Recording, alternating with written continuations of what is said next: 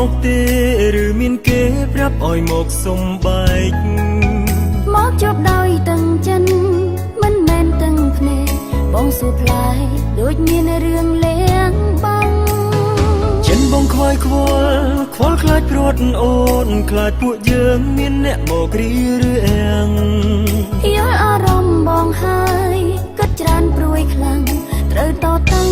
ដើម្បីក្តីស្នេហ៍បើថ្ងៃមួយគឺថ្ងៃដែលបងត្រូវឃ្លាតឆ្ងាយអូនតើបេះដូងអូនមានអ្នកផ្សេងទៀតទេបើបងចង់ឃ្លាតទៅឆ្ងាយស្នេហ៍ចិនមានមេអូនមានគេបើបងមិនវើ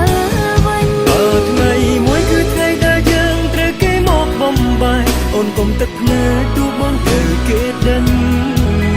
បើបងមិនឲ្យអូនយំទោះគេបន់ដេញ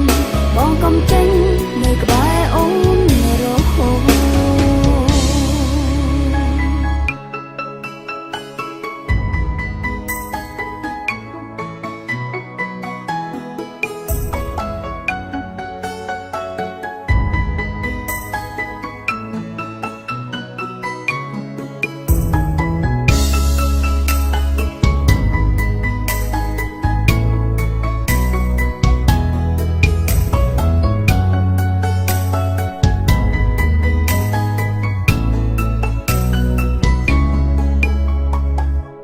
ជួបប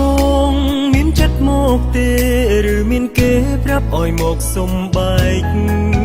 មកជួបដោយតឹងចិនមិនមែនតឹងភ្នែកបងសួរផ្លែដូចមានរឿងលៀងបងចិនបងខ្វាយខ្វល់ខ្លាចព្រួតអូនខ្លាចពួកយើងមានអ្នកមករីឬអៀងយល់អារម្មណ៍បងហើយគិតច្រើនព្រួយខ្លាំងត្រូវតតាំងដើម្បីក្តីស្នេហ៍បើថ្ងៃមួយគឺថ្ងៃដែលបងត្រូវឃ្លាតឆ្ងាយអូនតើបេះដូងអូនមានអ្នកផ្សេងទៀតទេបើបងចង់ឃ្លាតទៅឆ្ងាយស្នេហ៍ចិនមានមេអូនមានគេបើបងមិនវើ